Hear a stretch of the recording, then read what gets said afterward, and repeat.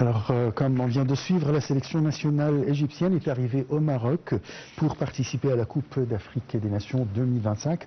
L'Égypte évoluera dans le groupe B aux côtés de sélections de l'Afrique du Sud, de l'Angola et du Zimbabwe.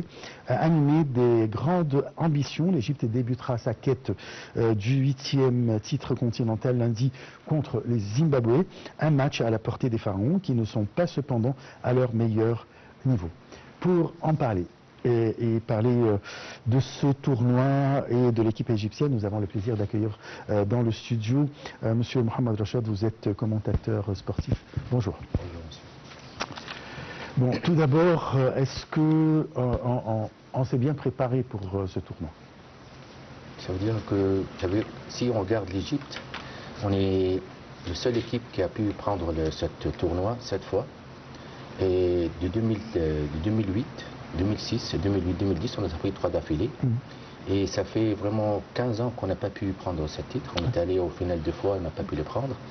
Et on espère, comme tous les gens dans toutes les compétitions qu'on rentre, de faire quelque chose par rapport à comment on s'est préparé.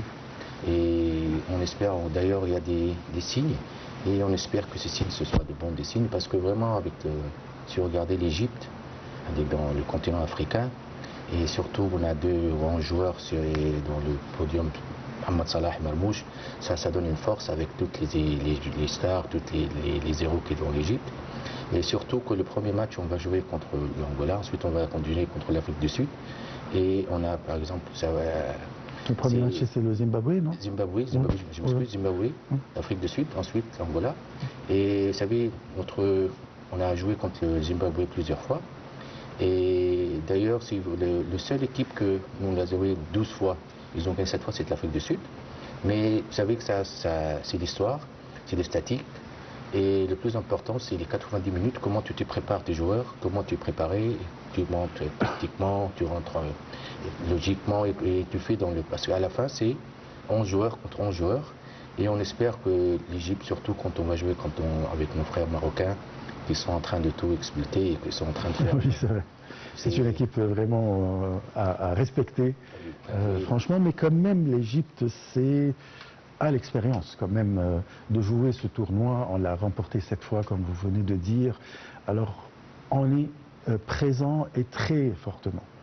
Vous savez, bien sûr, je veux dire qu'il y a 2 forces. Quand tu dis par exemple Mohamed Salah, d'ailleurs, comment les gens ils ont pu, quand il est allé au Maroc, comment les gens... Ça fait... C'est pas une pression, mais ça veut dire que vraiment, surtout si vous regardez Mohamed Salah dans l'Égypte, parce que tous les records qu'il est en train de battre, tous les trucs qui rentrent, les coupes, c'est avec Liverpool. Et en 2018, c'est lui qui a marqué le but qui nous a allé en Coupe du Monde. Il a marqué en Coupe du Monde 2 buts. Mais si vous regardez carrément, par exemple, Sadio Mané, lui, il a aidé le Sénégal à pouvoir prendre leur CAN, à pouvoir aller aux Coupe du Monde. Mohamed Salah, je crois qu'il est gourmand, et surtout que ces dernières fois, il y a quelque chose entre lui et le Liverpool, ça ne marche pas bien. Est-ce qu'il va partir, il va... Et je crois que la seule chose qui va vraiment taire tout le monde, parce qu'il y a des gens qui partent trop en Angleterre, et je crois que c'est la jalousie. Et par exemple, Caracas, c'est un joueur. Et je me souviens de Mourinho, quand il a parlé sur lui, il a dit comment quelqu'un qui n'a pas pris le Champions League parle pour le Champions League. Parce que si par exemple vous regardez que quelqu'un qui fait quelque chose, ça veut dire que c'est un exemple, il a la philosophie, il a comment te dire comment le faire. Et Mohamed Salah, la première fois il a dit qu'il aura le temps de parler. Et ça c'est quelque chose, parce que Mohamed Salah, si vous le regardez, il marche sous la pression, parce qu'il a la pression, et je crois que ça le motive. Ça, pour aller plus loin et pour vraiment montrer, je crois que c'est la seule fois que Mohamed Salah fait le CAN et il n'a pas besoin de se montrer. Mais d'ailleurs, tu prouves quelque chose. Et lui, il a prouvé tout, il a tout motivé, mais je crois que cette tournoi, c'est très important pour lui de faire quelque chose. Une déclaration qu'il a faite et qui est très importante, c'est que j'ai tout remporté dans le football, à part avec l'Égypte. Alors je veux faire quelque chose avec l'Égypte. Et ça nous motive vraiment, ça nous donne de l'espoir. Bon, après les premières séances d'entraînement au Maroc, quel est votre ressenti sur l'état de forme physique du groupe des joueurs, notamment pour les cadres qui sortent d'une saison européenne très chargée?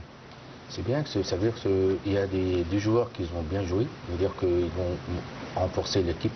Mamachour, c'est vraiment quelque chose de très bien, avec tout le plan, avec Zizou, mais je veux dire que Marmouche, et je crois que la seule chose, c'est Chenaoui, c'est qu'il veut être Chenaoui ou Savachobir, mais si Chenaoui il a besoin vous savez, de faire plus, parce que si vous regardez dans le plan tactique, quand vous faites l'équipe, les défenseurs, le milieu de terrain, les attaquants, dans tout l'Égypte c'est très bien, mais je crois que dans le but j'espère que ça va marcher très bien. Ensuite, les matchs qui vont aller. Et comme je vous dis, c'est comment tu prépares tes joueurs à avoir de motivation, comment ils rentrent. Et surtout, c'est très important que c'est le premier match Zimbabwe, ensuite l'Afrique du Sud, et après l'Angola. Ça, si tu es en train de faire des points pour aller plus.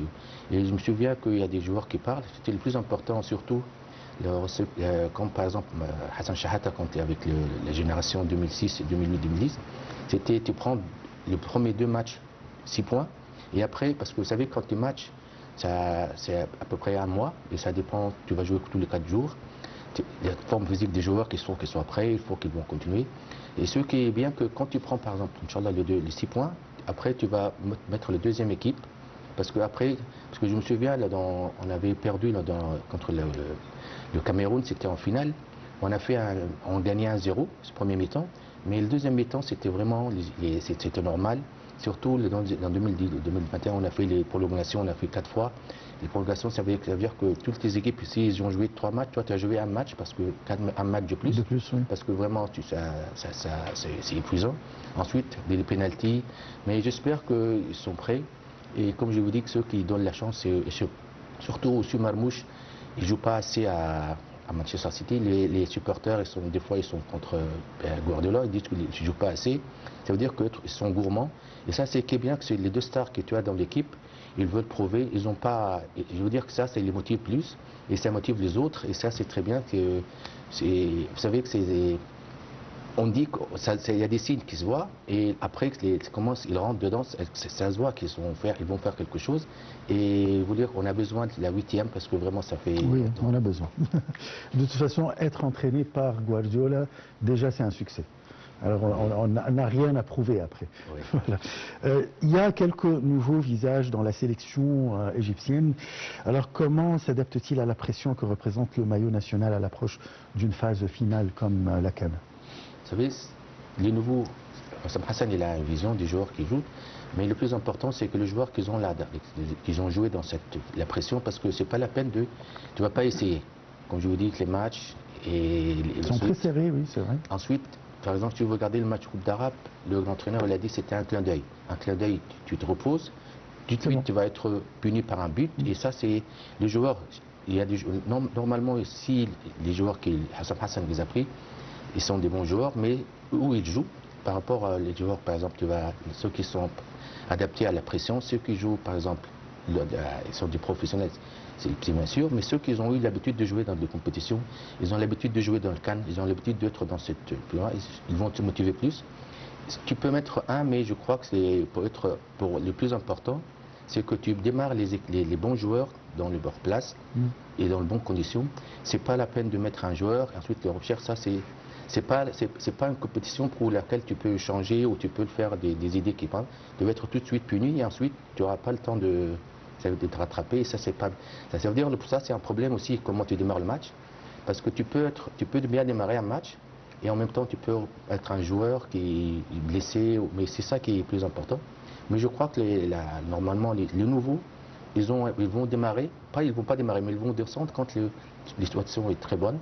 Dans le deuxième match ou le troisième match, quand tu vas avoir les 6 points, on espère, peut être le premier, parce que si tu es le premier, tu vas jouer contre le deuxième, l'autre groupe, où tu peux rentrer dans des tas. Ça, c'est plus important de bien rentrer et d'être en forme pour aller plus loin. Surtout quand je lui dis que tu vas jouer au Maroc avec l'équipe marocaine, qui sont vraiment très très motivés, parce que je veux dire qu'ils ont tout pris, et ils veulent montrer.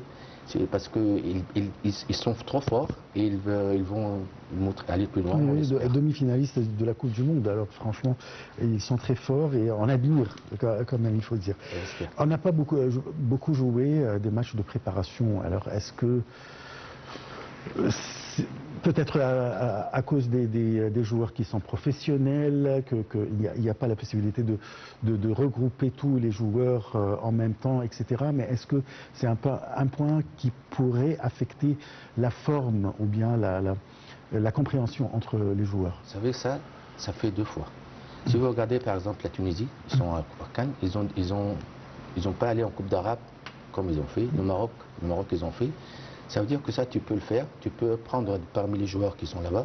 L'Égypte, on n'a pas joué assez de matchs. On a joué le dernier, c'était contre le Nigeria. Le seul match, je crois. Et le Nigeria n'est pas comme avant.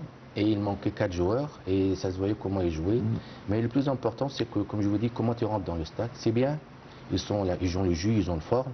C'est très bien. Et ça veut dire que ça motive plus. Ça veut dire que c'est des fois que il ne faut pas copier, mais il faut regarder comment nos frères marocains, parce que vraiment c'est un exemple, ils ont préparé, ils ont mis les 40 joueurs, ensuite, c'est que Théo il a pris ceux qui sont après les 40. Nous, on a les joueurs, on a les bons formes, et j'espère que ça les motive plus pour aller plus loin. On verra. De toute façon, c'est après-demain, alors oui, c'est pas trop loin. Avez-vous observé des ajustements tactiques particuliers lors des dernières séances à huis clos? L'Égypte va-t-elle privilégier la possession ou un jeu de transition rapide, à votre avis? Le football moderne, c'est mix entre possession et possession. Ça, c'est les positions, c'est-à-dire que tu gardes le ballon. Ça veut dire que si tu gardes le ballon, c'est que tu as le rythme, c'est toi qui tu choisis, tu as le ballon. Et ça, c'est très fort parce que après tu fatigues l'adversaire mentalement et physiquement. Et pour faire ça, il faut faire des passes courtes, il faut pas transition. La transition, ça reste quand tu joues entre ton équipe qui sont trop fortes et toi, tu ne vas pas aller plus fort, tu défends en bloc. Et dès que tu récupères le ballon, tu fais la transition. Et ça dépend. Vous savez, pour jouer, tu ne vas pas jouer tu vas jouer à part que tu joues contre qui. Et c'est normal, l'Égypte, quand tu vas jouer contre le Zimbabwe, c'est pas quand tu vas jouer contre l'Afrique du Sud. Ça dépend. Tu joues sur les points forts, les points faibles leurs points faibles. Comment tu défends, comment tu marques, comment tu travailles en bloc, comment tu vas démarrer. Parce que normalement, vous savez, en défense, tu peux être 4 par exemple, tu peux avoir 5, et entre le milieu de terrain, et tu travailles en bloc, il faut faire des passes courtes ou des passes entre les intervalles ou entre les défenseurs. Les passes longues, il faut utiliser Mohamed Salah avec Marmouche, les passes courtes, tirer de loin. Ça veut dire à la fin, c'est l'individualité des joueurs. Et tu as des joueurs qui vont faire la différence. Parce qu'à la fin, tu fais le tactiquement, mais ceux qui font le truc, c'est les joueurs, ceux qui démarrent. Normalement, l'entraîneur, et ça c'est l'aspect physique, l'aspect mental, c'est très important. Comment les joueurs, c'est eux qui ouvrent les trucs. Si c'est fermé, ils marchent, ils ont la possibilité, ils se parlent. Il y a aussi leur communication verbale. Et je vous dis que c'est ça qui fait la différence, c'est l'individualité des joueurs, les qualités des joueurs. Alors c'est pour ça, ceux qui vont jouer, il faut que les joueurs, ils ont l'expérience, ils sont trop forts dans ça. Et ça, c'est un point. Je vous dis qu'on est motivé, on espère. Chaque match, ça joue sur des détails. Il faut avoir un plan 1, un plan 2, mais j'espère que Hassan, il va faire l'équipe, il va motiver les joueurs, mais des fois, ça reste, tu peux motiver les joueurs, mais il faut donner des scénarios, faire des scénarios. Il faut que les joueurs apprennent à faire des solutions eux-mêmes, et je crois que pour Mohamed Salah, je vous dis que je pars sur lui, parce que vraiment, il a beaucoup de travail à faire, beaucoup de comment doubler. Et surtout, il faut profiter des occasions. Il ne faut pas essayer de perdre des occasions, parce que si tu perds beaucoup d'occasions, c'est normal. Tu vas encaisser. Ça, c'est normal. Et ensuite, le jeu africain, nos frères africains, ils sont vraiment forts. Il ne faut pas rentrer dans les duels. Il ne faut pas faire des fautes sur des corners, des coups francs dehors. Il ne faut pas être naïf. Il faut vraiment rentrer. Il faut jouer à 200%, parce qu'eux, ils jouent tout le temps 200%. Alors ça, c'est très important. Il faut vraiment prendre... Le plus important, c'est, je crois qu'ils sont conscients, il faut respecter l'adversaire, il faut respecter, parce que l'histoire est vraiment... Quand tu regardes en Zimbabwe, je me souviens qu'il y avait un match, c'était en Égypte, on avait gagné 2-1, mais c'était vraiment... C'est passé quelque chose, on est allé Magdi Toulba, lui, il a fait vraiment une occasion, ça restera dans toutes Et on n'a pas pu aller en Coupe du Monde. C'était vraiment dans des petits détails. C'était un match à Marseille, si je On me était à Lyon, en France. on était allé à Lyon. À Lyon. À Lyon 0-0. Oui, voilà. Et vraiment, c'était des détails. On avait gagné. Et l'Afrique du Sud, ils ont vraiment, vous savez, ils ont des clubs. Mais le mauvais, vous savez, souvenir, c'était qu'en 2019, ici en Égypte, vous savez, ils savent bien jouer. C'est ça qui est bien, tu sais, il faut respecter l'adversaire, il faut bien jouer. Et vous savez, jouer contre le Zimbabwe, ça va être autrement contre l'Afrique du Sud, avec l'Angola. Il faut respecter, mais il faut vraiment profiter, il faut vraiment aller plus loin. Et si vous regardez dans l'histoire, dans l'Égypte, vraiment, il est première équipe qui a joué le football c'était l'Égypte, le Soudan et l'Éthiopie. Et vraiment, les Diba, si vous regardez, c'est le seul joueur qui a marqué 4 buts au final. On est les premiers on est allé 11 fois dans le final. L'histoire part tout le temps sur l'Égypte. Mais hélas, la dernière fois, le premier, Hassan Shahata, le Gohri, c'est le seul avec Franck Kessé qui a pu prendre le CAN joueur et entraîneur. Et tout le temps, vous savez aussi, Hassan Shahata, c'est le seul qui a pris 3 fois d'affilée. Tout le temps dans l'histoire, Coupe d'Afrique, l'Égypte, il est dedans. On espère le 8e qui va cette année. On croise les doigts. Et le dernier match qui était contre le Maroc, on a pu gagner, je crois. On a pu gagner 1-0. Le match avant, on a gagné aussi 1-0. C'était Carrab. Ça veut dire que vraiment, dans les derniers 2 matchs, mais avant, on est resté des années qu'on n'a pas pu prendre. C'était la dernière fois, je crois que c'était en 86. Oui, c'était Tarabzet qui a marqué. C'était vraiment, ça remontait à des... Badozaki. Oui, Badozaki. Moi, j'étais dans le stade, j'ai assisté au match là-bas dans le stade. Ça, c'est vraiment... C'était magnifique. C'était une période, vraiment, c'est toute l'Égypte. C'était en 86. Ce tournoi, c'était vraiment, c'était... Le premier match, c'était contre le Sénégal, on a perdu 1-0. Mais on a pu après gagner, on a pu le Côte d'Ivoire. Vraiment, toute l'Égypte était derrière. On a gagné le Maroc. Et pardon, le match qui était vraiment, c'était le Cameroun, c'était en finale, c'était vraiment, vous savez comment, c'était 120 000 dans le stade. Moi, je me souviens, c'était vraiment, surtout le but de Tarabzet, c'était vraiment un but exceptionnel. Vous savez comment elle a... C'était vraiment... c'est vrai. Mais là, c'était sur le sol égyptien. Maintenant, l'Égypte s'entraîne en terre marocaine. Comment se passe la cohabitation avec le public local? Est-ce que vous ressentez une ferveur particulière ou une rivalité naissante? Vous savez, bien sûr, vous savez, le Maroc, parce que si vous regardez le Maroc, ils sont trop forts en plan équipe nationale. Mais c'est dans les clubs, l'Égypte, surtout l'Ahli, qui tout le temps... cette fois-ci, c'est pas mais aussi c'est l'Égypte. Pyramide, mais vraiment, si vous regardez, il y a des histoires, c'est tout le temps, et ça vient par des consultants, et ça vient des légendes tunisiennes et marocaines qui disent l'Égypte a pu, si par exemple l'Égypte a, parce qu'elle a pu plusieurs fois, surtout dans le final contre des clubs marocains, contre des clubs tunisiens, mais je crois que ça, ils sont habitués à être avec eux. Je crois que le public marocain ne peut pas être comme des publics africains, parce que les publics africains, ça remonte à des années quand ils ont en Cameroun, comment ils voulaient gagner. Des fois, ils faisaient des choses parce que c'est le foot. Des fois, ils font des choses. Mais je crois que le Maroc, ils vont faire ça parce qu'ils vont faire le Coupe du Monde. Mais et je me crois que quelqu'un a parlé, il a dit que chaque équipe a un stade privé pour s'entraîner. Le logement, c'est pas comme avant. Bien sûr, ça facilite les choses. Et il reste seulement dans le terrain, tu fais tout. Et ça, avant, ça aide aussi. Vous savez, ça aide aussi parce que ça remonte à beaucoup d'années. On remonte comment les joueurs parlaient, comment les logements en Afrique, comment ce qui s'est passé. Et moi, j'étais très proche des joueurs de handball qui jouaient à l'équipe nationale. Ça aussi dans beaucoup de jeux. Mais je crois que nos frères marocains, ils vont être avec nous. Tunisie aussi, nos frères algériens. Mais à la fin, si ça démonte à eux, ça va vraiment... Ils vont être... Alors, on sait très bien, comme vous venez de dire, que le Maroc se prépare pour la Coupe du Monde 2030 avec des infrastructures inédites, même une grande partie du budget de l'État est mise pour construire, pour préparer les terrains, etc. Est-ce que la qualité des pelouses aujourd'hui et des centres d'entraînement est un avantage déterminant pour la préparation technique des pharaons? Si vous voulez, comme je vous dis, le football moderne, la possession de ballon, ça veut dire que tu vas faire des passes courtes et des passes longues. C'est très important. C'est pour ça, si je me souviens, Guardiola, quand il parlait, Et il y avait eu Bielsa, ça c'est des grands entraîneurs. Il parlait, c'est pas sur la pelouse même, mais la dimension des pelouses. Il faut que ça soit pas trop haute, il faut aussi mettre de l'eau, il faut que ça soit l'eau pour que ça aide à faire des passes, ça aide à contrôler. Ça c'est très important parce que c'est pour ça que des fois dans les terrains, si le terrain n'est pas bon pour faire des passes, tu auras des problèmes. Il faut avoir des plans B après. Mais je crois que ça, ils sont conscients parce qu'eux ici, ils cherchent la position du ballon. Si tu cherches la position du ballon, ça veut dire que tu fais des passes courtes, tu fais d'entraînement, tu fais des passes longues entre les intervalles. Et c'est très, très, très important.